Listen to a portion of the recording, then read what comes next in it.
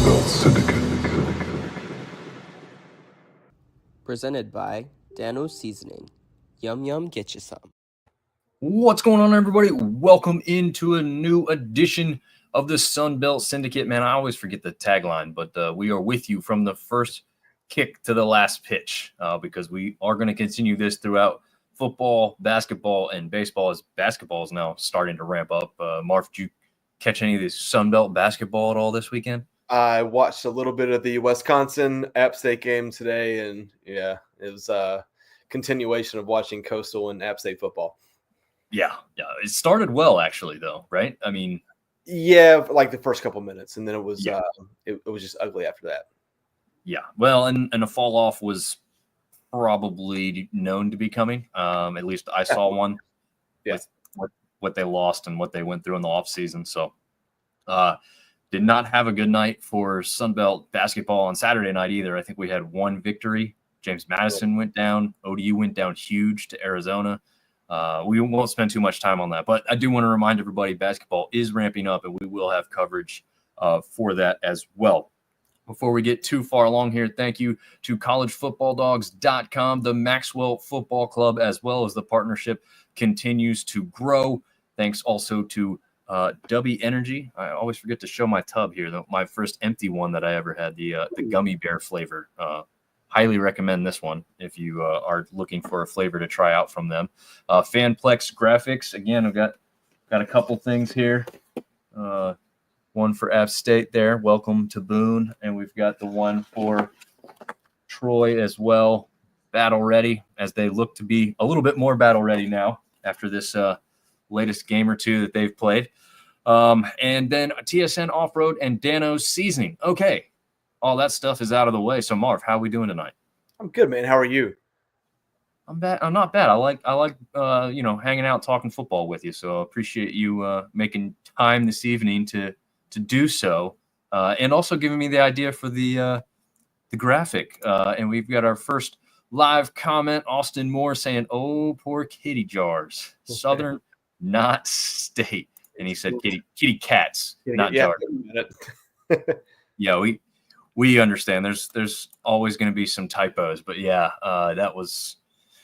Well, let's jump into this. We'll go ahead and put this graphic up. We are on week 11, or we were on week 11. I guess we're about to be into week 12 here before we know it. But let's show everybody the idea for the graphic you had, which was a blowout city. Blowout. So there were zero close games, unfortunately, in the Sun Belt Conference this weekend. It was kind of the cream rise to the top. The parity kind of showed itself in our conference this weekend, and just really no close games to speak of. Yeah, definitely not. We have a Facebook user, and I know what happens when that shows up, that it's not the person's name saying, "What's up, fellas?" That means they commented in a group and not on the stream itself. So if they get to our page and comment, we'll be able to figure out who it was. But right now, hello to Facebook user. Is it fair to assume that might be Artie Cat? No, well, I don't think so, because Artie Cat has never interacted with us on Facebook. It's always been YouTube. So got it. No, it's an appropriate title. Like I said, it was just yeah. If you were looking for suspense and like down to the wire football in the Sun Belt Conference, you did not get it this weekend. No, unfortunately, you did not. The closest we got was that first game. We've got Iverson Reed, chance up, Coastal student. After that big win they had where they stormed the field. We'll get to that here in a minute too.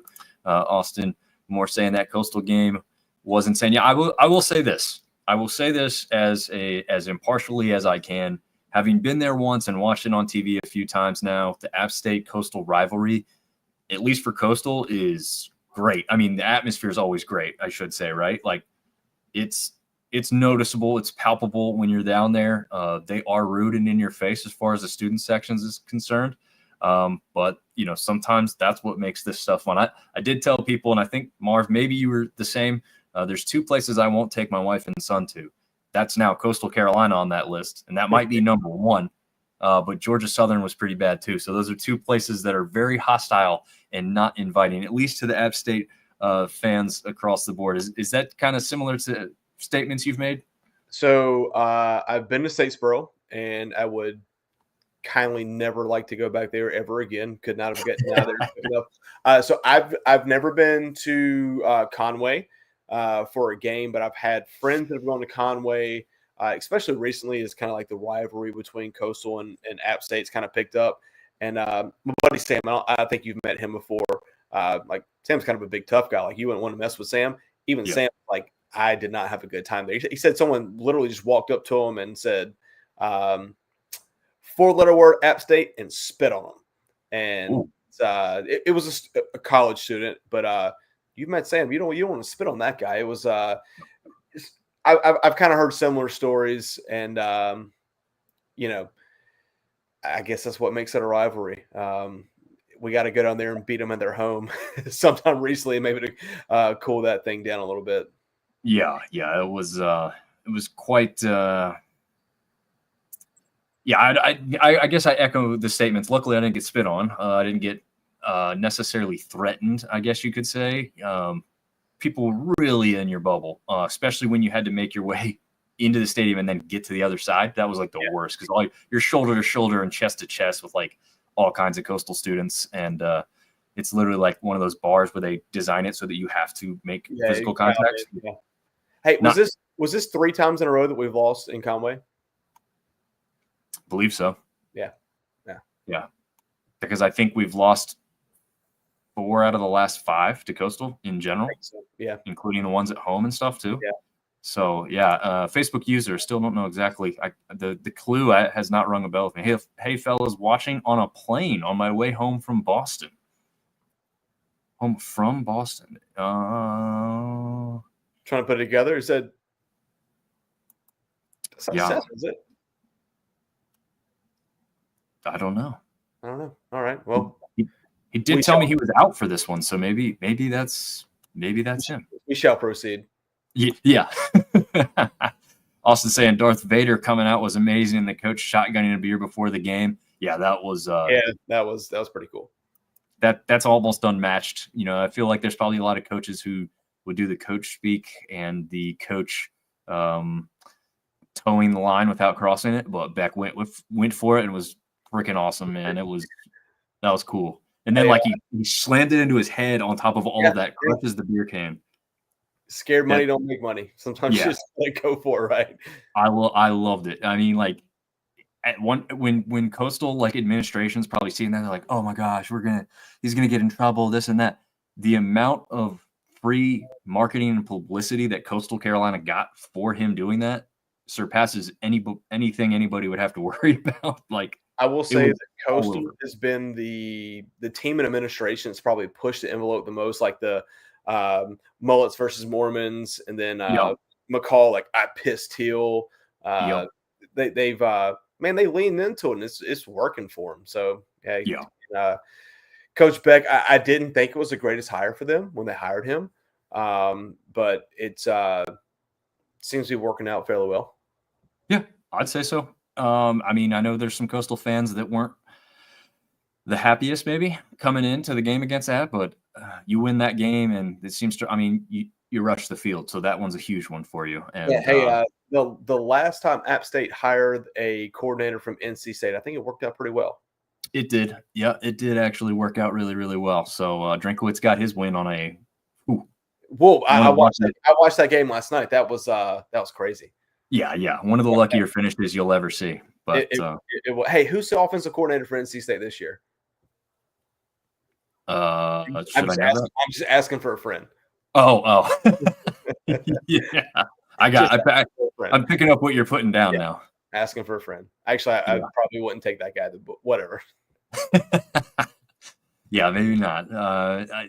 Iverson saying I'd say Coastal is most respectful to Marshall. Okay, interesting. I feel like App's kind of close to that. I know that there's been some stuff going on social media.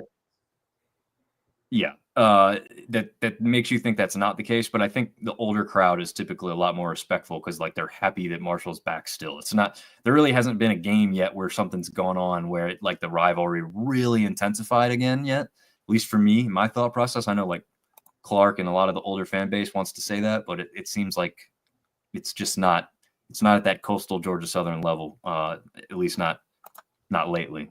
Not me. It's Tyler Austin. He's the one. Okay. What's up, Tyler? We appreciate you checking in from the plane, man. That's awesome. I think that might be our first ever live interaction from an airplane. So that's pretty cool. Definitely take that.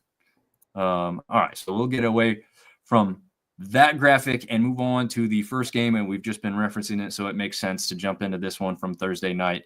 The now 4-5 and 2-4 in conference App State Mountaineers fall 24-38 versus the now 5-4 and 2-3 in conference Coastal Carolina Chanticleers. App was favored by 2.5 points. That was what, Wednesday when we saw that. Actually, no, that was Thursday, but it wasn't right before the game, which I believe it dropped down to an even 2, but it didn't matter. This one was in favor of Coastal Carolina. The only thing that didn't hit was the over of 62.5. Again, these are not placed. I didn't even put anything on any of these games, but these are grabbed, I guess, before we go live for the show. So obviously by the time Thursday's game happened and Saturday games go on, some of those lines are moving a little bit, but this graphic is grabbed from when we did look at those things live. Marv, you put anything on this one? I put 25 on the over. Wow. Yeah, I know. Yeah, half a point away. That first drive was a killer. I didn't feel comfortable enough to take the spread. I don't know. The app fan of me was like, oh man, we're on a 2-game winning streak. Like, I've seen this before. Like, maybe we get hot. But I just didn't know what to expect. You take some turnovers away, like the spread and the over-under could have been possible. But yeah, I took the over. I thought that Coastal was going to score. I thought that we were going to score. I thought that 62.5 was respectable but beatable, and yeah, half a point short. Yeah, pretty close. I actually did the math. I was like double checking my math. I'm like, that's like right? And obviously not with the half point, but like right at 62. So yeah, it was pretty crazy there as far as that number is concerned. But it's also one of those ones where I saw a lot of app people, and I think you were included on this, Marv, saying they turned it off early, went to bed, knew it was going to be over. So all those people that are saying that too, by the way, are saying like, I never do this. This never happens. Although pretty safe bet they did that for Clemson. Well, I texted you and Seth after the game, so I've been a diehard app guy since, man, I took a campus visit app when I was in like 8th grade. So when I was playing sports, I thought I was going to play sports at app. Just that didn't pan out. But I've been in love with everything App State since I was, 13, 14 years old. Went transferred to app in 2003. Been to pretty much every home game ever since then, with the invention of ESPN Plus. I don't know if you remember this. Do you remember watching app games when we were FCS on PBS? Yeah. Yeah. I watched them on all kinds of weird things, illegal streaming. But yeah. So like never, like I like to watch everything. Even if we're in a blowout, I like to watch like the second and third string kids get reps just because I like to see how the program progresses, right? Yeah. Clemson game, turn it off. Just couldn't watch it anymore. South Alabama game, left early, couldn't watch it anymore. And this one, turn it off with 4 or 5 minutes left. When Coastal scored the last touchdown, it was done. I mean, I guess we got another one, but I don't know. Just it's not App State football. I hate to say it. It's just bad. Yeah. I mean, if you look at the statistics, it's kind of crazy. Of all the teams that lost this weekend, App State was the only one to actually have more yards and more first downs than their opponents. Yep. One other crazy stat, not crazy, but all the teams that lost this weekend combined for 12 turnovers. The teams that won this weekend combined for just 2. And those 2 were done by the same team in Marshall. So, yeah, that's pretty interesting that if you turn the ball over this weekend, you were losing. Obviously, Marshall overcame theirs because the other side of the ball turned it over 2 more times than they did. So it was 4 turnovers to 2. So that's still a pretty good favor in Marshall's hand there. But found that kind of interesting that sometimes you see like a turnover and it doesn't matter, right? Because they can overcome it with some other stuff. But if you turn the ball over this weekend in the Sun Belt, you were not winning the game. It's pretty much what it seemed like. Unfortunately for App, turnovers this year kind of like they've been the story of why we lost games. I think I read something somewhere. I think Joey might lead the nation right now in turnovers between fumbles and interceptions. That's ugly. Yeah, we give up an opening drive touchdown. We've seen that lots of times this year. Drive the ball down to the 5-yard line, fumble. Give up another touchdown. We're down 17-0 before we ever, really get a chance to gain traction. And just there's a couple of times that this game could have got out of hand. Give credit for them. They battled back, right? Like we made a game out of it for a little while. At the end of the first half, it was like coming into the second half when we got the ball, it was like, we got this. Like we've settled in. We got them where we want them. Interception. And just it never went right after that. So I don't know. Story of our season for App State. Take nothing away from Coastal. They put it on us to begin with, and they put it on us at the end. And we're just not a good football team. Yeah, App State definitely not a very good football team this year. Some bright spots real quick on App before we move over to the Coastal side real quick. Monty Marshall does go for 124 yards, 2 touchdowns, kind of hidden in this loss, right? Like no one's talking about the game he had. Was that his first 100-yard game? Is that his first 100-yard game? Is that what you asked? I think it was his third straight. Oh, I got you. Yes. Yeah, well, I mean, he's been the featured back the last 2 games for sure. So, yeah, I mean, I was telling TJ and I were talking about, I like how violent he runs. Like he does. He's just ready to take the hit and try and plow through you anyway. So I love that. Again, one of the bright spots on this team. Caden Robinson, who actually surprisingly had his first touchdown last week against ODU, does the same again this week on 5 catches, 76 yards, and grabbing that 1 tutty to kind of be the bright spots there. Yeah, I think you're right. I think he did. Yeah, which would have been a really big one. Yeah. Yeah, for you, it would have won you some money. Yeah. Listen, I this is bad. I've begun to bet against App State with the hopes that will be money well wasted. Like I'd be more than willing to throw money away to bet against my team and they beat me. I'm okay with that.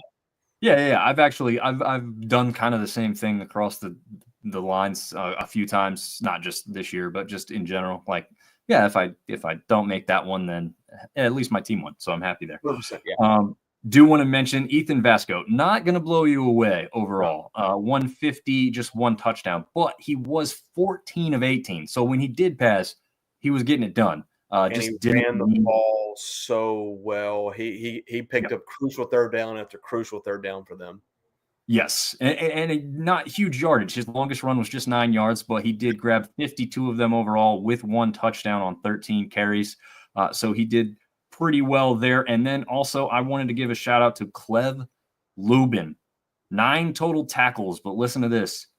3 sacks, 3.5 tackles for loss. He was all in the backfield, causing disruptions all night long. As we know, Joey can do some pretty good things on offense when given the time, but he was not given the time on Thursday night. And that was a big part for the fumbles and interceptions that came Coastal Carolina's way. So absolutely phenomenal job to them as they continue to get it done. And as they say, ball at the beach. All right. Moving on to the 12 noon kick that was between Texas State and ULM. They're both now 5-4. They both have 3 wins on the western side of the conference, but Texas State only has suffered 2 losses, while ULM now suffers their third loss in a row at that. The final score in this one was Texas State 38, ULM 17. Texas State covered the spread of 9 points, and the over-under hit at over 49.5 if you took the over. If you took the under, you didn't hit. But yeah, this one, I don't remember exactly what TJ and I said. And for those of you who are wondering maybe where the week 11 preview was, it was video only form as we went live Thursday night from TJ's back deck where he was doing some chicken, some wings, some, I think it was thighs maybe. some big portions of chicken as well. So he mixed some good stuff. So there was just way too much to kind of edit because we were kind of doing a live show. It would have been a lot involved in that. But we did talk about this game. We were surprised that Texas State was favored by the 9 points, and we were probably leaning toward taking ULM to cover that 9. Didn't happen. I don't know. ULM hosting down at home, and then of course we didn't even know this going in, but it's raining throughout the almost entirety of the game, I believe, at least through all of the first half, which you thought would favor ULM's defense and ULM's run game with Ahmed Hardy, but not so. Texas State came out on fire. Jordan McLeod returned to this game. He was a question mark pretty much until they took the field, but he did lead the Bobcats out in this one. Did you catch any of this one live, Marv? I watched a little bit of it. So if you saw like the Southeastern Conference or like anywhere in the Southeast, there was rain the entire time. There was I was just looking at the game stats between the two teams. 94 rushing attempts combined throughout the entire game, and Texas State ran for 326 yards. So I don't think the weather really allowed for passing to make a huge difference, but ULM turns the ball over twice at home, allows 326 rushing yards. I mean, that you can't win a football game like that, unfortunately. McLeod was limited. I think he only threw the ball like 5 or 6 times. And then the backup quarterback probably had an equal amount of passing attempts as him. But, ULM, in my opinion, probably a little overrated coming into this game. I think they had some early success, and it's kind of started to come back to reality for them. I still think Texas State's a good football team. I don't think they've got the results that they've wanted. But when I looked at the spread, I was with you and TJ. I wasn't confident in taking the 9 points or giving the 9 points, pulling for Texas State, but this really doesn't surprise me that much. Yeah. It doesn't surprise me with where I thought Texas State would be going in. If you told me this game before the season started was 38-17, I'd say, yeah, absolutely. I'd take that all day. I believe you. That's probably what I'd kind of go along the lines of. But as we got closer to this one, you got to think, I don't know. Let me double check my stat line here. Before this game, ULM was 4-0 at home. Yep. 4-0 at home. Yeah. So, the magic there at home, their only they had a couple losses, but all the losses were on the road. So that also could have been something that played into the fact. But Artie's saying he can't believe it's not butter. We did it. And he's saying, hi, what's up to us? So what's up, Artie? Glad that you got to enjoy a victory this weekend. Obviously, for any Warhawk fans, with the 5 of you that exist somewhere. That's a downside for you guys. But seriously, like, as much as I got into it with ODU and the Monarchists talking about fan support and stuff too. We can touch on that later because ODU is not on the docket for this week. But ULM, you turn it on the game, and at least when I first started watching, there is absolutely nobody there. And it is a rainy game. I understand that there is going to be diminished crowd greatly, but I'm talking there's like on the other side of the field there was like 20 people. It was horrendous. The amount of people that were at this game, which I think if you go check the announcing was 13,720, but there was maybe 5,000 people there. Yeah, it was, and the hard cam was focused on the side that had like probably the least amount, right? Because I think the cam's on the really tall side, and no one's sitting on that other side. So absolutely terrible attendance. Again, I knew it was going to be bad and affected because of the weather. Anywhere would be. I'm not saying, even App State, we've had some bad weather. Marv, you and I, and thank you for getting me nice fancy seats for the first Sun Belt Championship game against Louisiana. But we sat up there, and that weather was not great. That it wasn't really that awful, but it was like foggy and slightly rainy. And as much as App State and their fan base likes to hark on how great their attendance is, it was terrible for the first ever Sun Belt Championship game in Boone. So, I'm not holding anybody to some crazy standard here, trust me. But that one was just a sad showing there. But Artie's saying time to get bowl eligible, move up in those power rankings from Dom and TJ. Yeah, I think we're going to start looping in Seth and Marv, on the power rankings too, at least on an aggregate score. Yeah. And then we can slowly release who had who exactly where. I think that'd be kind of a fun thing. So you see this big production come out and you say, okay, that this makes sense, but it'll be an aggregate and you won't know where individuals have anybody ranked. I think that'd be fun to do. So I'll be requesting those here shortly from you guys. That's like a true ranking, man. Like no one's got to show where they put everybody. It's just where's the composite.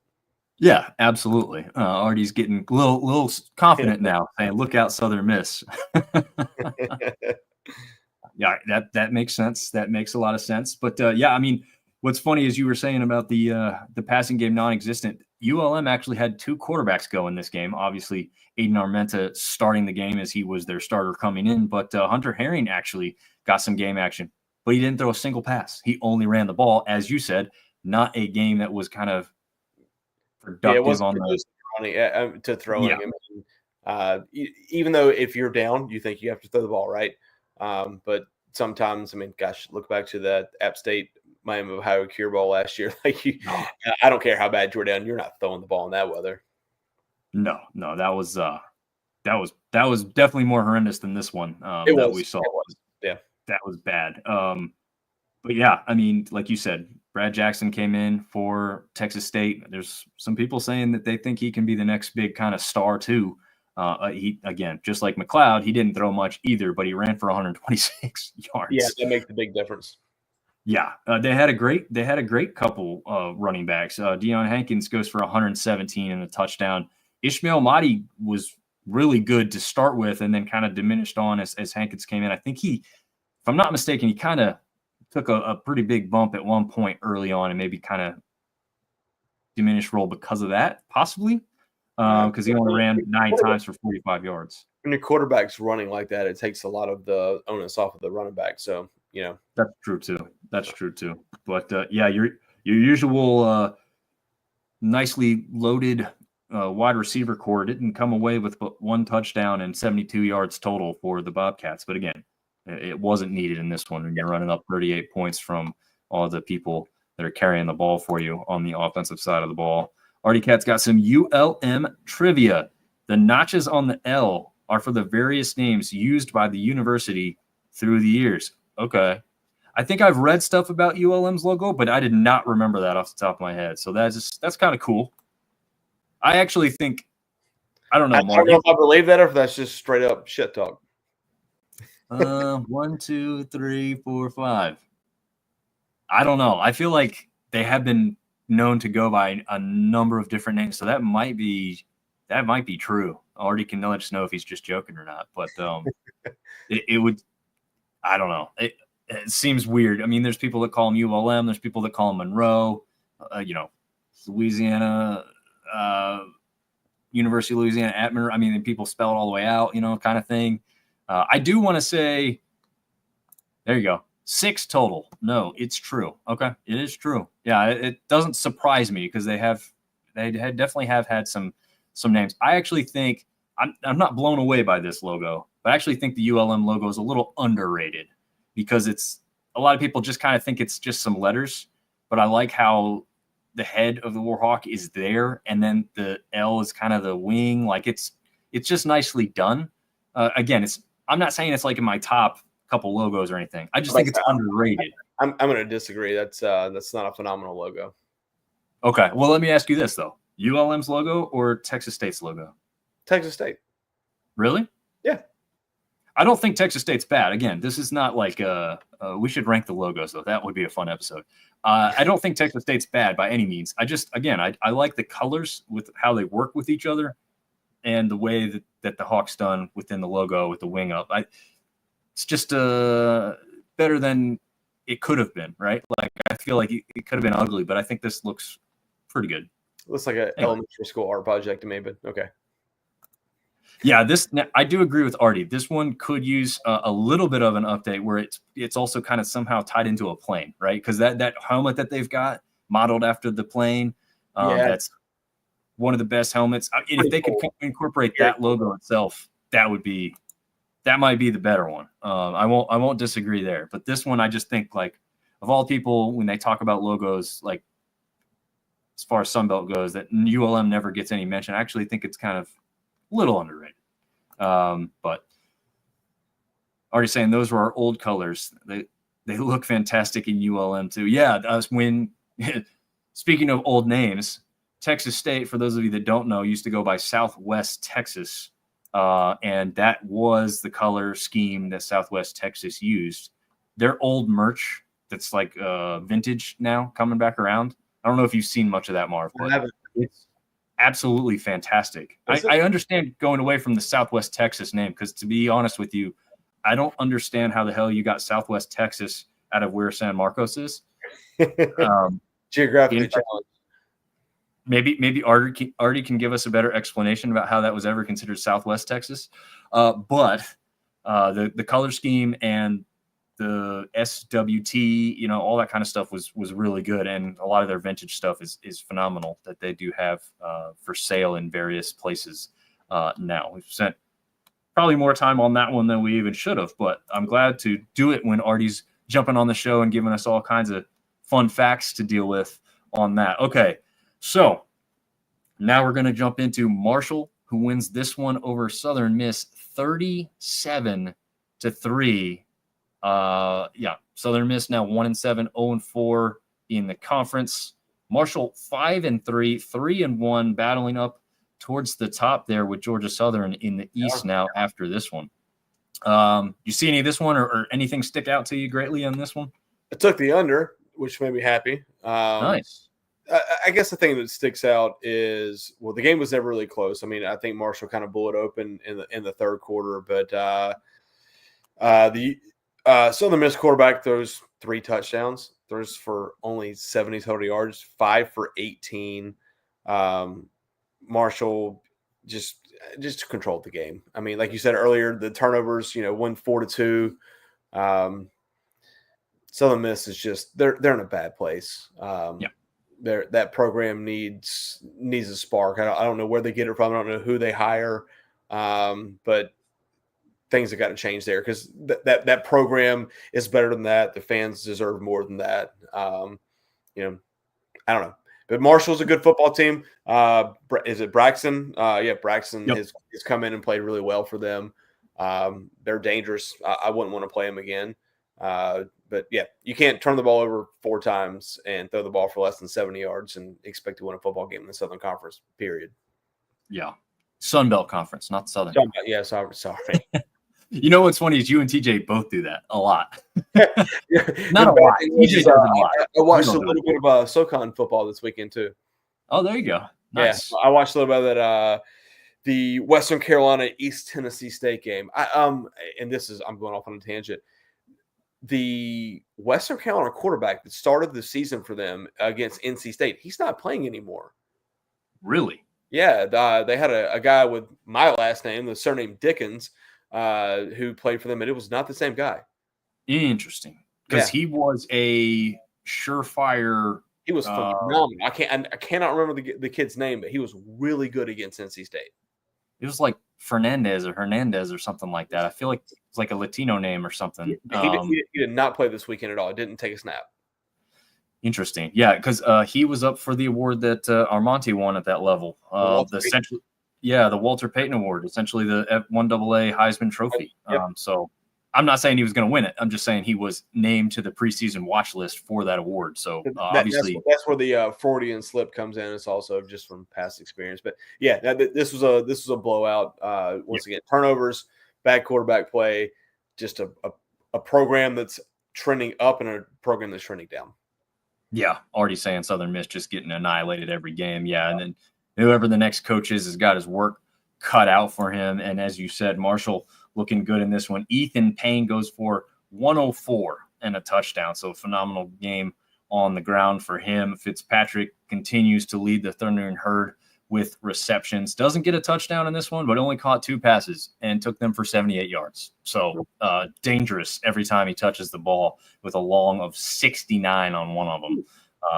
Phenomenal stuff there. Mike Green continues to impress NFL scouts. If you haven't been aware of who this guy is, watch the game. You're going to notice him anyway, but definitely watch him specifically on a bunch of plays. He only gets 5 total tackles 3 sacks and 3 tackles for loss in that too. I mean, just phenomenal stuff. If he's not, I guess I don't know enough about the upcoming draft class, but we will do our draft special again this year. That was really fun last year. We're going to do that really. We're going to try and do that even better this year. But yeah, that's a fun episode to do for sure. And to touch on possible coach, there is a growing movement going around to bring in the UNLV offensive coordinator, who brings the go-go offense and has made the Running Rebels really competitive with that. I don't know the significance of the cowboy hat, but that's a big, large part of it. So there was a lot of white cowboy hats being worn by men, women, children. They were being passed out. They were being purchased. This is a full-blown movement, and we'll see if it continues to grow. But that coach does come from a Southern Miss background, so it is an intriguing thought process that could be a possibility. It is something that. Do you get the quarterback that went to UNLV and then left because he didn't get his money? I'm going to go out on a limb and say no. That kid's good. I can't remember his name, but he's talented. He is good. It was interesting that he came from where Bob Chesney was at before he went to JMU and didn't make the trek over. Yeah, he was the Holy Cross quarterback. So interesting that he didn't end up at James Madison. Obviously, we know now why, because Barnett was there, which is funny because Barnett wasn't the thought of starter to come into the season. So there's also that. But yeah, I mean, just a really interesting thing going on. One of the sadder things with, again, an attendance that was announced with more than the people that were actually in the stands. I saw something that said there's apparently a big Nasty Bunch banner that the student section brings out every game. And someone said for the first time ever, that banner was put away instead of brought fully out because they didn't have enough people to hold it up at the game. So that tells you how bad and down that program is right now. So, you know, I know some people have feelings towards Southern Miss, and there's some rivalries there, and they probably don't care for them to come back anytime soon. But for the rest of us, it's not great that a program like this is down for very long. We want this type of program to come back because they've got the tradition, the excellence, and the desire to get back to the top. And it's literally in their little tagline there, Southern Miss to the top. So we'll see if that can happen for him. After Artie says the next coach has the work cut out for him no matter who, he also says, I've put my application in already. He said he'd take the minimum buyout of only $2 million. It's a bargain. And then he says to make sure he pays dudes. That's how they lost their quarterback. Yeah. Interesting. Yeah, UNLV. Yep. I don't know what the backdoor workings were there, whether it was a handshake agreement or something that was in writing. There was a big article about that on ESPN. He was promised X amount of dollars and kind of did the whole deal in good faith, and he got there and the money never showed up. And I think he led him to like a 3-0 or 4-0 start. Like he was playing phenomenal, and tried to press it. I think his dad was involved with it, which is probably always not a great thing, Cam Newton. But yeah, just didn't work out for whatever reason. Yeah, it actually seems to have worked out for UNLV though. And they've got the other transfer from Campbell Camels of all places, who's come in bring and that cat to App State, man. We I mean, he's a little Armonti-esque, so I'm all for a player like that. We haven't had one of those in a long while. Hey, whoa! We had Zach Thomas and Taylor Lamb. Come on now. Yeah, but I mean, like with the speed that just blew people away too. So shiftiness, I guess, too. I mean, because Armani wasn't top end speed wasn't the most phenomenal, but the quickness that he possessed, I don't think could be rivaled by either of those guys. It's so funny. I talked to, I work for a massive company with 1,000 people, and we've got people that went to college across the country, and everyone said, "Oh, App State," and I try to tell people about Armani Edwards, and I'm like, that dude. Like, I watch a lot of ball, right? That guy he was special, man. Like you really can't explain how good he was. It's, oh, you guys played at so and so level. I'm like, yeah, that cat could have played anywhere. He was really good. I honestly believe, off on a tangent, but I honestly believe he's the reason some of these other guys are making it, because he was a little undersized. He wasn't so big, and he did it anyway, right? Well, you think like a Russell Wilson or Kyler Murray or some of those guys Yeah. would have gone to the league before Amani. I don't know. I think when he went to the Panthers and they tried to convert him into wide receiver, that was absolutely terrible. He had an underrated arm, like you said, not great top end speed, but his first 3 or 4 steps was phenomenal. And he went into the league when you had to be 6'3" and 215 to be a quarterback, and never really got a shot. But yeah, he had that one pass in that Wofford game too. Brian Quick, it was like 70 yards in the air. It was just an absolute dime. The guy had an arm. Yeah, the announcer who played in the NFL himself said, "I did not know Armonte had possessed that arm. There are guys in the NFL who can't make that throw." And it was a tight spiral. It wasn't a questionable. It was a bomb. Yeah, a bomb on target to Brian Quick's hands. All right. Anyway, so getting back to the Sun Belt action. 2-7, 0-5 now overall. Georgia State drops another one. This one to James Madison. Hey, but they beat Vandy 38-7. But they beat Vandy. Is that what you said? They beat Vandy. Yeah. You know what I'll say? The 7-2 mark. Like when I'm looking at that, I was like, wow. With JMU having lost a few in conference, like I just didn't realize they're still 7-2 overall. That's still a really impressive mark when you look across the country and see where everybody else is at. 7-2 still on the season, but just 3-2 in conference, which is crazy. Not even up at the top of the Sun Belt right now, but the 7-2, which would be at the top of the Sun Belt, was far as the record goes. In the East, obviously, Louisiana's on that other side with their 8-1 record. We'll get to them in they're pretty just a good. minute.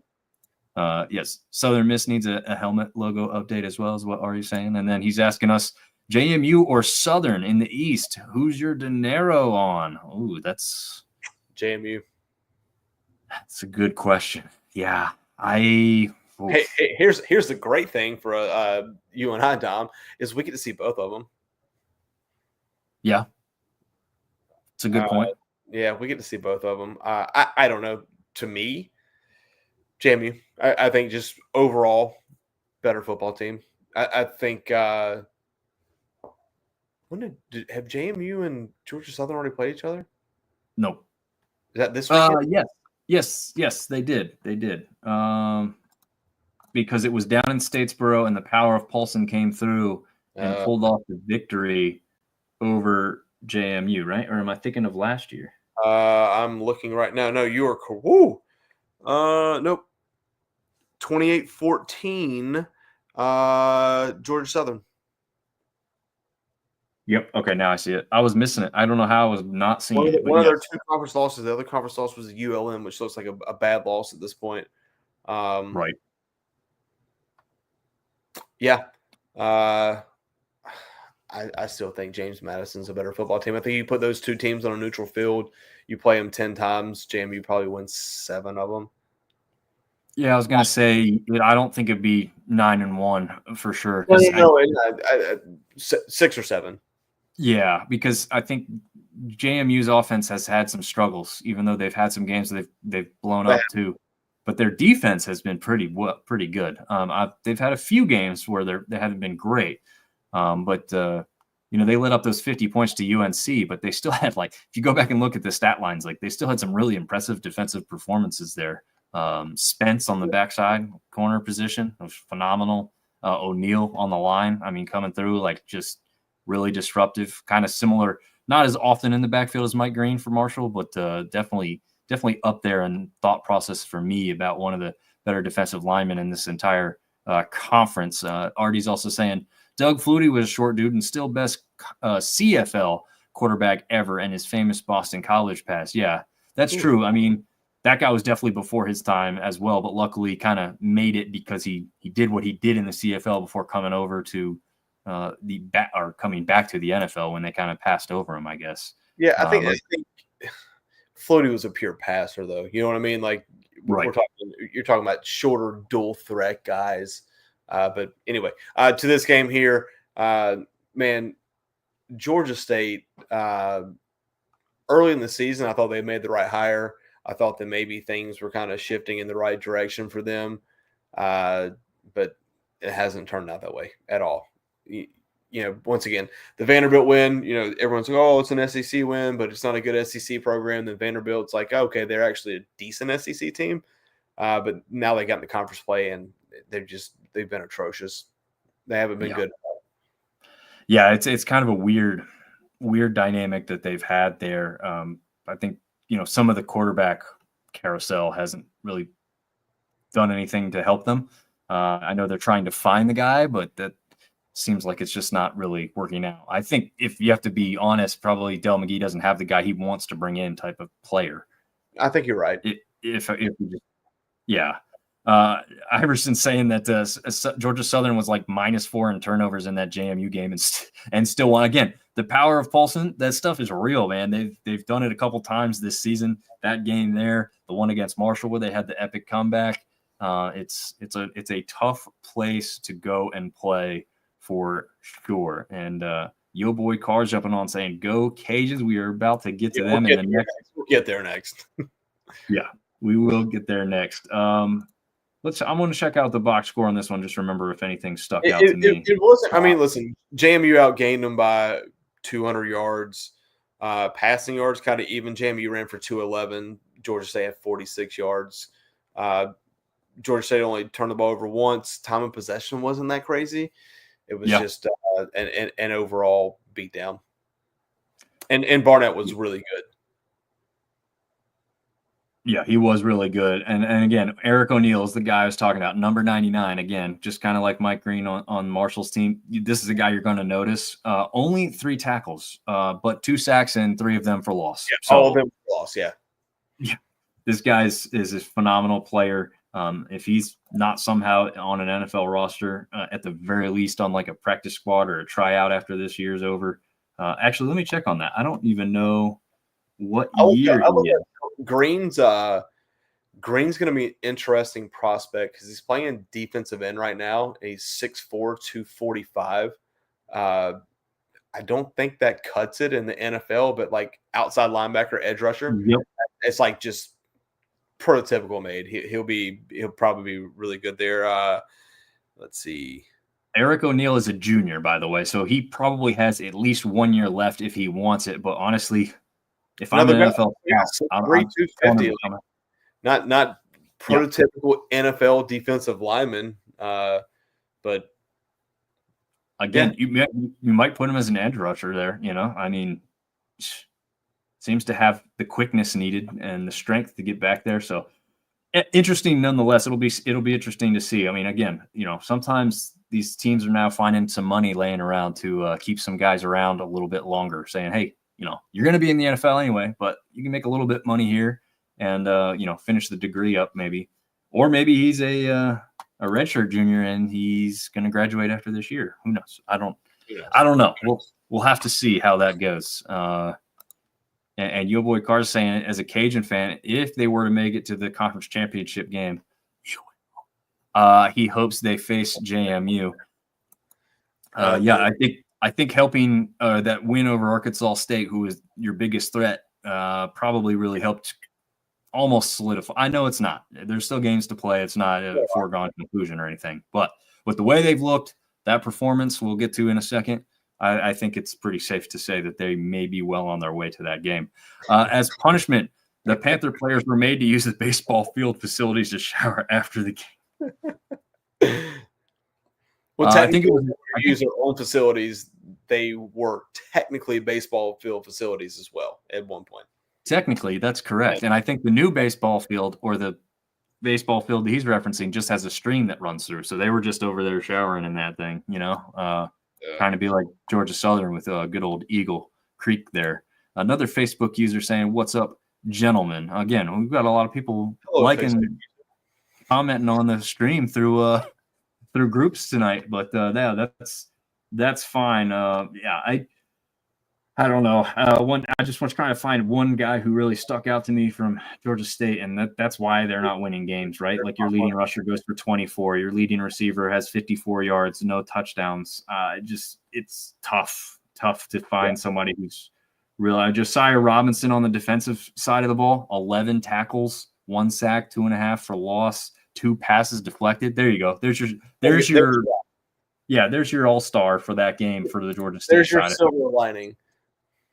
Yeah, there is your silver lining. Okay, that one pretty much wraps that one up. The nightcap pitted Louisiana up against Arkansas State. This one was the current battle for the top spot in the West when it took place. Louisiana wrecks them 55-19 to move to 8-1 overall, 5-0 in conference, dropping Arkansas State to 5-4 overall and just 3-2 now in conference, with quite a bit of work to do to get anywhere back up there to the top, as now the Cajuns also hold the tiebreaker over them as well.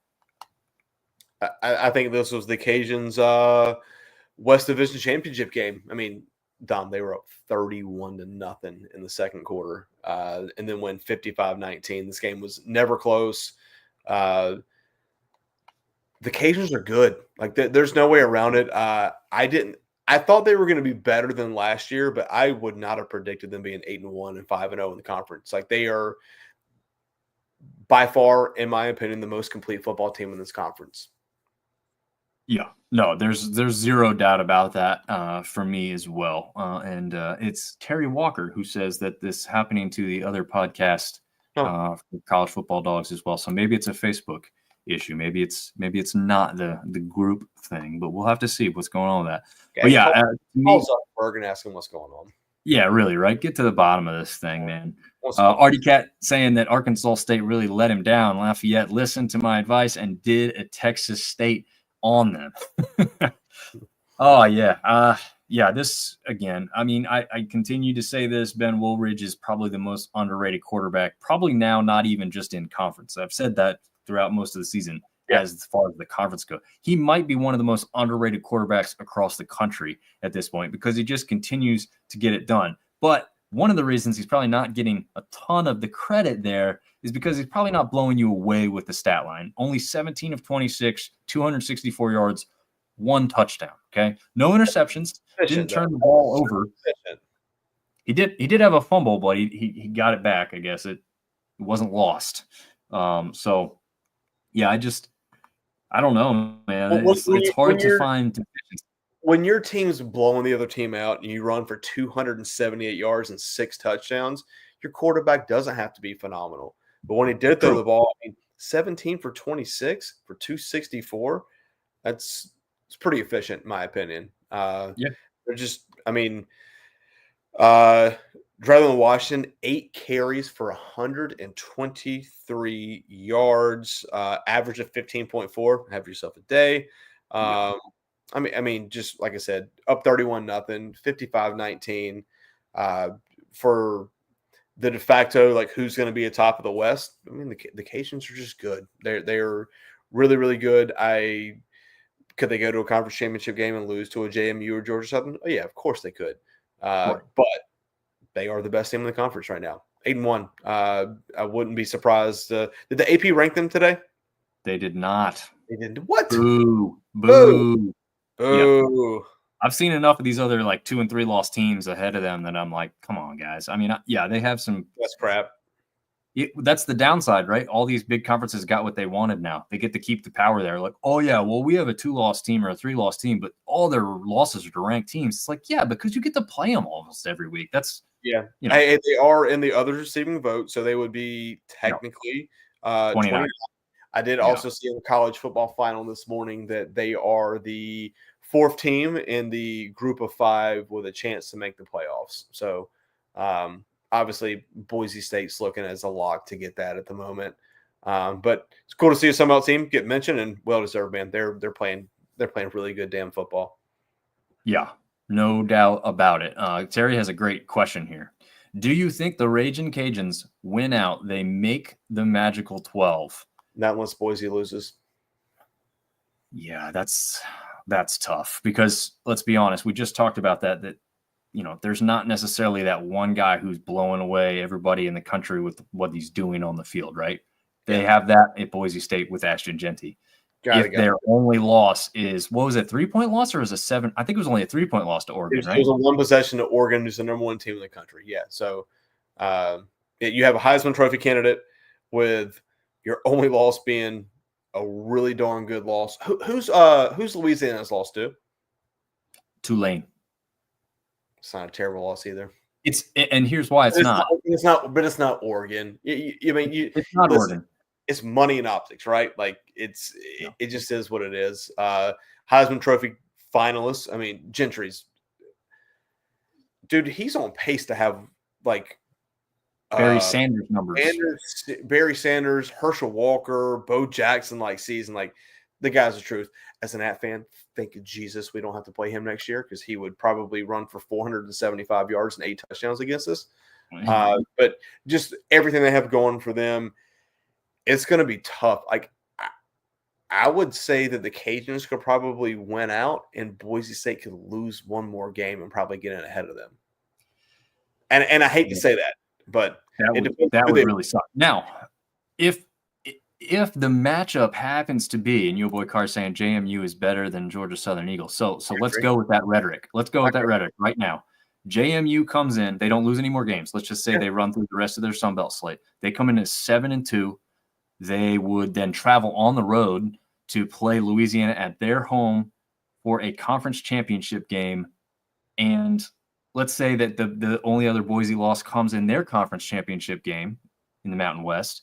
Now you've got a team who's just won, with a great record. Now you've got a team that's just lost.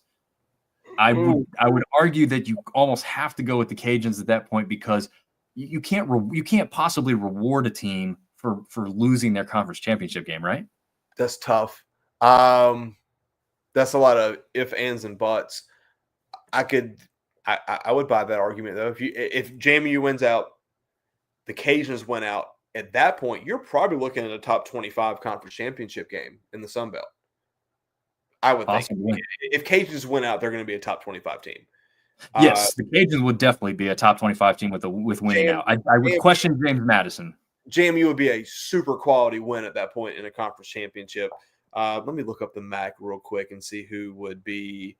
I just want to. If we're going to go on a conspiracy theorist thing here, real quick, Mountain West. Hold on. Man, yeah. It could be Boise State UNLV again. That could be good. And you boys, there's a lot of rules that, you got to refresh. When he's saying this now, I remember it is the highest ranked group of 5 conference champion. So it has to be in that place, it would be the Cajuns because you have to win. No, you're right. Yeah, it would have to be a conference champion. Hey, Cajuns have a chance. Just win. Which is also interesting because let's say that predicament plays out, and then you've got a couple of Big Ten or SEC teams that have 2 or 3 losses, as it looks like there's going to be a lot of them in there right now up for the mix. So I'm going to sit here and think you cannot possibly just put them at 12 because they're the group of 5, representative. You could reasonably think that they not necessarily, a top 4 seed. I don't think we're going to see that. They're not getting by, but could they host? Right. Exactly. Which is interesting because what they're going through, right? They don't even have a full stadium to host people. Like a Cajun administration, how quickly can you get that other side done? Yeah. Be done by late December. You know how great this is? You know who won't be using their stadium at that time of the year? LSU. Yeah. Oh, man. Do you know how salty Tiger fans would? God, I would love to see that just to piss them off, man. I don't like LSU at all. I would love to see that just to it won't happen, right? Because why would they want to play there anyway? But you know who else doesn't like LSU? Jalen Monroe. He did not like LSU last night. He scored. He beat them pretty bad. But listen, the Cajuns, like you. I hate to use this line. Everything you want is right in front of you. Just win. Yeah. Just keep winning football games. Like that's all you got to do. Easier said than done, especially when you get into a conference championship scenario. But maybe, maybe. Yeah, we got. I wanted to get a couple of these comments in, and Artie was asking if we believe Arkansas State is a pretender or contender. I'm definitely saying pretender at this point. Yeah, I mean, in the scheme of things in this conference at this moment, yeah, pretender. The Cajuns are the West champions. They had a couple close questionable wins, like not necessarily questionable as like whether actually their first game of the season was questionable whether they should have won it all or not. But just like, you're not winning comfortably, right? And then you come into this game with a real true tried and true contender and you get blown out 55 to 19. You're not a contender at that point anymore. No. And listen, Louisiana's got South Alabama at home next weekend. That's a sneaky good football game. It is. You never know which South Alabama you're going to get, right? And then they got Troy and ULM. They could potentially win out. Troy's at home, ULM on the road. I think if they handle, just win. Cajuns just win. Give us something to talk about the next 2 weeks. Yeah, just do it. That would be cool. Artie has a good point, and this shouldn't be part of the decision, but it would be if Boise has the prestige and they have the name and they have the past performances over the Cajuns. That's going to play into the committee's thing. The fan base. I don't know how much bigger the Boise State fan base is, but they're probably more vocal maybe than the Cajun fan base. They're more prominent, and honestly, if you're the Mouse, right, and you're talking dollars, Boise State's the bigger financial draw for sure. Right. But hey, they're in the same predicament as the Cajuns. You got to win your games. Yep, you do have to do that. I'm just looking at Boise State really quick to see who they have left. Okay, while you do that, we have the Facebook user saying, "Did you know Notre Dame has never lost a conference championship?" Hey, UNCW is also undefeated in football. There you go. And I like this from Artie. Of course not. Welcome to the Dome in New Orleans. How much fun would the conference have saying, "Hey, we're going to use the Dome for a first round home playoff game"? That I think Cajun fans would actually get behind that because they like to go play bowl games there. That would be kind of cool. I would fly to New Orleans for that. I would be there, dude. That would be so awesome. Boise has San Jose State, Wyoming, and Oregon State. 2 on the road. They have San Jose and Wyoming on the road, Oregon State at home. The only one that's even questionable is Oregon State, and even then they should win that one easily. So yeah, they should waltz themselves into their conference championship game. Oregon State's 4-5. San Jose, I think, is they did just win last night, I think. Or last night, Sunday, Saturday. They're 6-3. Okay. Yeah. Okay. So maybe. Just win out, Cajuns. Just win out. Yeah. Hypothetically, if Boise cracks the top 4 conference champion, would the Cajuns become the G5? Now, I honestly, this first year, I see zero chance that anything but one group of 5 team gets in. I agree. I don't see it. I just don't. With the way this season has gone, all these big conferences have gotten exactly what I honestly was hoping with the expansion of the ACC and Texas and Oklahoma coming into the SEC and the teams that came into the Big Ten. I felt like it was going to be too much. Games weren't going to be good. There was going to be a lot of blowouts, but no. They're getting close games. They're getting phenomenal ratings. They're getting all the viewership. They are keeping the power right where they want it, and it's not going to bode well for the group of 5 teams overall. So it's great for the average football fan. I love watching, Alabama and LSU just like everybody else, even though I don't have a rooting interest in who really wins. I just, the atmosphere is phenomenal when you got that many people in a stadium like that. But yeah, I just don't see any way that the first year. I mean, here's the only way I would see that, Nick, and we know now that it can't happen. If you had 2 undefeated group of 5s, you've got a shot at that point, right? Yeah. You've got a shot, but that's not happening this year. So I just don't. Cajuns win 4 more games. They went out and win the conference championship game, and they're ranked 15. I mean, maybe if there's enough of these other 3-loss SEC and Big Ten teams that they say, we're not going to reward you for losing. But I think they will. We've seen them do it, right? They would put a Georgia in before they put a Louisiana in. Yep, they would, and we just know that's how they operate. Troy will take care of Georgia Southern, and Louisiana mess it all up. Yeah, screw everything up. Yes, it would. Could be comical if some of these things. I mean, again, they call it the Fun Belt. This is the only week really where a lot of the stuff went the way everyone kind of expected. Not necessarily with the blowouts, but at least with the victories and the teams winning for the most part. Hey, I was just looking. The Fun Belt doesn't have a weeknight game this week. Everybody's on Saturday. I think that's the way it is from the rest of the season too. Actually, it's all right. I think they're done with the weeknight games. I don't know why that is. Because the MACtion's got to have some primetime interest at this point in the year, so everybody can go 6-4 in that conference. Yeah, that's true. Facebook users asking for the AP poll to show 1 through 12. I don't have that graphic done up myself, and I have to go grab it. We'll give you that really quick. So the AP poll 1 through 12: Oregon 1, Ohio State 2, Texas 3, Penn State 4, overrated. Indiana 5, overrated. Tennessee, BYU, overrated. Notre Dame 8, Alabama 9, Ole Miss 10, Georgia 11, Miami 12, Boise 13, SMU, which we don't have to worry about them in a G5 contender anymore this year, right? At 14. But yeah, that's it. I think Miami's. I would disagree with you about Indiana. I think they're kind of right where they need to be. If you put Indiana up against Oregon, Ohio State, Texas right now, they would get absolutely beat by 3 touchdowns. You think so? 100%. Maybe I haven't seen the eye test from them enough to think that. Here's wrong. the other thing that you have to keep in mind too.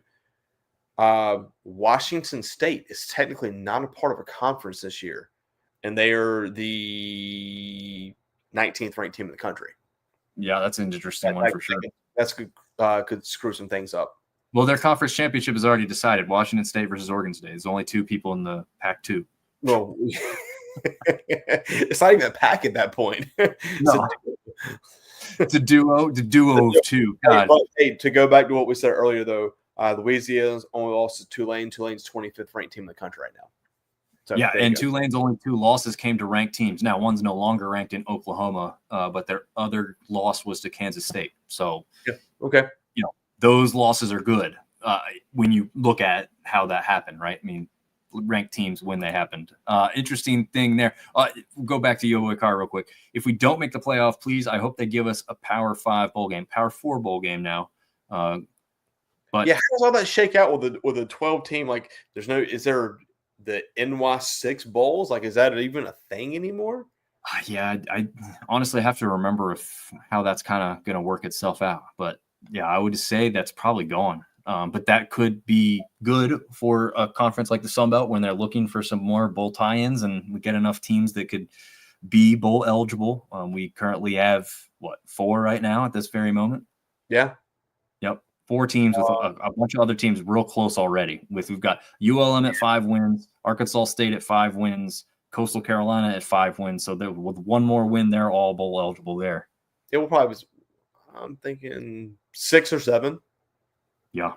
But there's no way we got 12. I told people before the season, there's 0% chance that we get 12 again this year. It's just not going to happen. And you would stand corrected because we have 1, 2, 3 teams currently that cannot make a bowl game.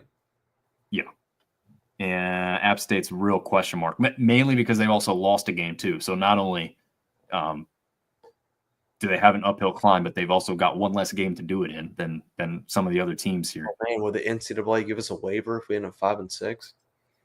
They probably would, but I don't know if we want it. Coach Ed Orgeron going to Southern. That would be an interesting one. I don't know if I could see that fitting. Hire. That's Casey Cochran who's making that, I believe, from the Sippy Shows group that I shared it in, I believe. Can ULL football make group of 5 Division 1 12-team playoff? Well, yeah, that's what we were just discussing there. So we definitely think they can, and they have a decent shot, especially if they win out. They have a real good shot. Oh man, I haven't been scrolling down on the comments here, so we got a bunch to make up for. Still makes no sense why each conference champion gets into the playoffs. It's nuts when compared to expanded NCAA tournament. And let's be honest, gamblers would love it. Does not get in. Does not get in. Not does. Yeah, not no, get in. I agree with Artie. Yeah, I think. I mean, if you are, yeah, I think every conference champion should get in. That's why you win your conference championship, right? yeah. I it's hard, I guess, for the group of 5. It makes sense to some point. Like sometimes we've had like a MAC champ who's got like 3, sometimes 4 losses because the other team was the favorite going in. Like you had a MAC team. Yeah, I get it. I mean, so you'd have the American, ACC, Big 12, Big 10, Conference USA, MAC, Mountain West, South, SEC, Sun Belt. So that would be 9, and then you take 3 at larges, which would all obviously, that wouldn't work for ESPN dollars. No, it's too much of the lesser as they now. consider. If you went to a 16 team, you should spin it out further. Yeah, no. They would never go for it. Like you said, they'd rather see the Georgias that have 3 losses and stuff like that because they bring the money, they bring the viewership. It's what they want, unfortunately. And I mean, it's not necessarily bad. Sometimes the games are good, even when you feel like they don't belong. Then you see the game, you're like, all right, well, that's a pretty good team. With 3 losses, they do play tough schedules. I'm not going to take away from that. But can Southern Miss win a football game in the Sun Belt this year? My bet is no. I would put money on it. In fact, let's go find the futures on 0 wins. They have Texas State this week at Texas State. I'm going to go no. Okay. I'm trying to look for early game of the week. Just looking at the schedule, Coastal Marshall at Marshall. It's a big game, in my opinion. It's also the 75 game. Oh yeah, okay. Well, a big game for numerous reasons. Yeah. It's in Huntington. Early spread on that game is Marshall -9. I think that's fairly generous. JMU ODU, South Alabama, Louisiana. That's a good game as well.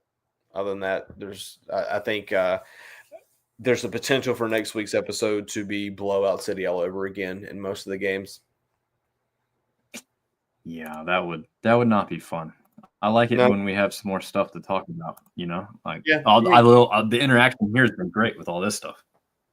I'm gonna say the fact that their quarterbacks have thrown for a combined 4 touchdowns versus their 13 interceptions lead me to believe Southern Miss will not win a game the rest of the way. And who's going to be the new head coach? Like I said, Ed Orgeron, apparently. Yeah, Ed Orgeron. God, that's so great. I'm going to type in UNLV offensive coordinator because that's who they want, and I can't remember how. Brennan Marion. They're trying to make it work. They think that they can do it. As far as the fan base is concerned, I shouldn't say that, as far as like the administration is concerned, I have no idea what they're doing. Fan base really wants Brendan Marion, UNLV's offensive coordinator, because he's got one hell of an offensive philosophy that people are excited about and really would like to see run there at Southern Miss. So we'll have to see. Raging Cajuns may be the best team in the Sun Belt. I'd say they are the best team in the Sun Belt until otherwise proven. So I had a scenario. What if Texas, Oklahoma never left the Big 12? ACC gets West Virginia, Cincy, UCF, and SMU. Then the Big 12 brings in the 4 former Pac-12 of Oregon, Washington, USC, and my UCLA Bruins. They could have been an actual Power 4 conference. That's a lot. I'd have to see a map to visualize that. Yeah, I need to say that on paper. That's a lot of moving parts. Yeah, it is. But I mean, from the sounds of it, it would be a Power 4 conference to me if you had that kind of a makeup of it. I'm just looking. All right, so I'm just trying to mentally piece together. Texas, Oklahoma never lead the Big 12 makes perfect sense. ACC gets West Virginia, that makes good sense. But Cincy and SMU to the ACC makes about as much sense as Cal and Stanford. That is not the Atlantic coast, unfortunately. Big 12. SMU is now in the ACC, so that one's already actually happening. It doesn't make sense. It's so stupid. No, it doesn't. Absolutely. Big 12 brings in Oregon, Washington, USC, and UCLA. Yeah, that doesn't make bad sense. I don't know. This whole conference realignment stuff, the way they've done things is I'm still trying to wrap my head around it. Like there's certain teams playing certain teams like, oh, welcome to SEC football. It's like that doesn't make any sense. That's not or Stanford playing NC State in football. It's like that's not that. No, it shouldn't happen. Yeah. Well, like before I came down here, trying to find something else for my son to watch because Red Zone had ended, right? And it's always the worst is like between Red Zone and the Sunday night game. You're like, what do I do? Hopefully you're watching the Sunbelt Syndicate. But if you aren't, we jumped over and saw that the ACC conference tournament for soccer was happening. And this quarterfinal matchup was between Duke and California, literally opposite sides of the country for a conference tournament game, an early conference tournament game at that. It's like, what are we doing here? This makes a ton of sense. Like when you're spending, I get their budgets are bigger, but when you're sending Wake Forest volleyball to play at California, that's just so dumb. That's wasted money, absolutely stupid. But whatever. I am totally with the football can do whatever the hell they want. Okay, fine. If that's how you want to do it, they've got the money to pay for it. It's once a week as far as the game. Fine. If I don't like it, but if you're going to do it, at least that makes sense. Don't do it to all these other schools, all these other sports. I'm going to argue against you, though. I don't think it makes sense. Like, how excited would you be as an NC State fan to play Stanford or Cal? Like, you're not recruiting over each other. There's no guys on the field that like probably played high school football against each other. It's just absolutely, it doesn't make sense. It's stupid. Regional rivalries makes sense. That's why I love the Sun Belt. Like you look at the East, you look at the West, like you went to school or like you work with someone who went to a college at one of those schools, right? Like I don't work with anyone who went to Cal or Stanford or Washington State or Oregon State because I live on the East Coast. Like you got to have regional rivalries. That's what makes this stuff great. That's what makes you want to talk shit and go to the games. It just makes things more fun. This money grab, Seth had a really good point, and I've kind of been feeling this. He said, in 5 years, I probably won't watch college football anymore because it's going to get so ridiculous with the NIL and the conference realignment. Getting pretty damn close, in my opinion. Yeah. Although I will say, like, watching NFL and comparing it to college, like college will always still have something over me that the NFL could never possess. I love it. It's fun. I love watching the NFL. Don't get me wrong. But there's something about like NFL like to sit home on my couch and just watch it on TV. It's great. It's fine. I like it that way. I want to be at the game.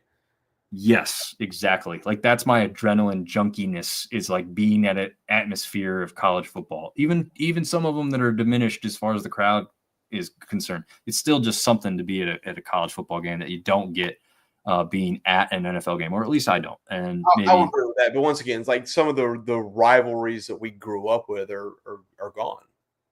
Right. True. Good point.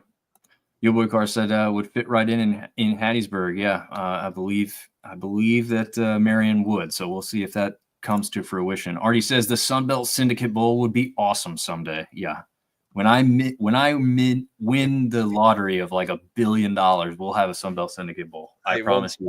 Once Dubby and Dano start chipping in, maybe we can maybe have that. Hey, Jimmy Kimmel's got his own bowl, so why can't Dominic Rossetto have one? Why not? Yeah, I think the College Football Dogs Bowl would happen before the Sunbelt Syndicate Bowl, but still, I'd be cool with that one. Maybe we'd get a shout out in hosted in Boone, North Carolina. Already saying the job is his. He's already taken it, and he's going to run the wishbone package. Hey, wait, get Seth on. He'll say how great that's going to be.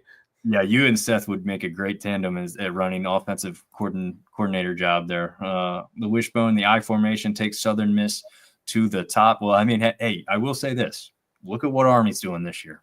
Yeah. So they're doing it. If Texas and Oklahoma get a sniff of cash, they're on it immediately. Yeah. Very true. And that's why they went to the SEC. It's very, very true. Geography makes sense, but they want East Coast viewers watching West Coast games up past midnight. And they're still not getting me to do much of that. I think, was it Coastal they open up the year against UCLA last year, I think. And I tried to stay awake for that one, and that was tough, man. I stay up a lot during the week, nights. Saturday and Sunday, I usually kind of catch up on some sleep in the mornings and whatnot. It's tough to stay up that late on a weekend for me. Yeah, capture on market. I don't want to be a part of that. Yeah. Perfect Pac-12 would be Arizona. I mean, the ones that kind of used to exist. Yeah, but that's yeah. I think I've seen that. Yep. Yeah, and yes, be at a college game. Yeah, absolutely. He's going to add Cal and Stanford to rounding out that perfect Pac-12 there. So, that Pac-12 would make a lot of sense. But we had this graphic up. We didn't technically talk about it yet, but Georgia Southern and Marshall up at the top of the East, tied at 4-1, and very interesting. I mean, identical all the way across the board: 4-1, 4-1, 6-3, 6-3. Yep. Then you've got ODU and JMU, the royal rivalry, about to take place this week, with both teams coming in at 3-2. So exciting there in that in Norfolk. Yeah, in Norfolk. That's going to be a good one. I almost wish that they would have that one. Would you like to guess early line on that game, Dom? I was just bringing it up just to look at it. minus 3.5. Oh wow, that's a lot of respect for ODU. Yeah, I'm. Excuse me as I log on to ESPN Bet right now and hammer that one down. Yeah, I mean, just yeah, I would take JMU minus 3.5 in that one. Yeah, I would probably early return would probably think about that too. But that defense at ODU might be part of that issue, and you do have to look at this game against Georgia State for JMU was a big one, but you have to look at how JMU performed against Southern Miss, who's not very good, and they struggled to really win that one comfortably. So. Maybe. Yeah, this is a de facto conference championship game for JMU, though. For both teams, actually. I mean, either one of those teams loses, and they cannot play in the conference championship game. Like everyone's, you gotta win that one. Is Marshall off this weekend? No, they play Coastal, like you said earlier. Yeah, Southern is off this weekend. No, they play Troy. Should. I think everyone does. Yeah. App's off this weekend. Thank Jesus. Yeah, the Apps is the only team off because you've got 12 conference games going, and then ULM goes against Auburn. So App is the only team off this week. Too bad they couldn't find a game to play. Maybe, like you said, maybe it's a good thing that they're off. Already saying we're not staying up to watch San Jose State and Nevada at midnight. Absolutely not. Nope. No. If one team was, I will say this: if Boise State's going and they're going up against somebody really good, like I would probably try at least catch the beginning of it. But I know I'm not staying up for the whole thing. I'll tell you that right now. I can tell you that right now. Texas State shooting up the rankings like a VW Sicario in the night. Okay, did not see that reference coming. But yeah, App is off. App needs it, unfortunately. Yeah, they could just take the rest of the season off for what a lot of people think. I say that I'll still be there at the JMU game, hoping that they win it. I'm not gonna. I'll be there loud and proud. Oh, you're gonna make one. All right, here we go. Hey, I've been 2. Should have been 3. Can't help it that this natural disaster happened, but yeah, that's true. The Liberty game, but yeah, I'll be there. It could be fun or it could be sad. Yeah, could be Coach Clark's last home game. It's possible. It is possible. Yeah, Ben James jumping in. Ben James was giving us a hard time about his Red Wolves taking on Louisiana and thinking they were going to come out on top, but that did not happen. So we'll have to see if they can rebound and get back to form as they go up against Georgia State, which, for them is a good rebound game coming up this weekend. But yeah, I mean, almost an hour and a half here. This was a great show. I liked all the interaction we had from all the people at the end. It's just it's disappointing that Facebook couldn't come through in the clutch and show us who's making what comments, So I don't know. Ben saying he doesn't even want to talk about that game. Well, like I said, good rebound game against Georgia State. Very possible to get back into the win column in that one. And we will preview that one coming up this Wednesday as TJ and I go back to our normal scheduled time and date. His buyout is 12 cases of moonshine per month. Is that Coach Clark? Yeah, it must be, yeah.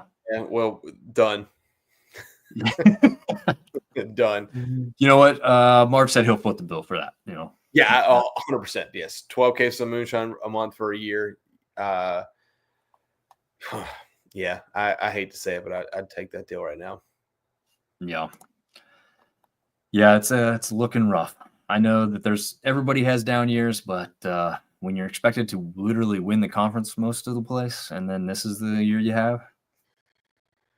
Yeah, when you miss a bowl game 2 years ago, you have to win 5 in a row last year to get eligible, and now this year looks like this. It's if there ever was a guy that you wanted to be able to lead your program, it's him, but it just hasn't worked out like that. Yeah. Yeah, that's the difficult part of it. It's like if he was somebody people didn't like, it would probably already be like either have already happened or the ferociousness, if that's a word, would be, you know, at a fever pitch, you know, it's just uncontrollable. And there's already people that are kind of like that, but I don't think vast majority of fans are going crazy about it. It's just like, yeah, we want to be better. You hate it. Once again, that's the kind of guy that you want to have success. Kind of guy that you'd have a beer with on the way out of town, right? It sucks that we're at the point we're at. Yeah, absolutely. But I think that'll about wrapping up. Thank you for everyone to tuning in, and we always have a great time on these shows. Marv does a great job coming in and helping me put this on, and we love bringing it out to you guys. So we will continue to do this, and again, we'll have some basketball coverage coming up. But until Wednesday, we will see you guys later. See you guys.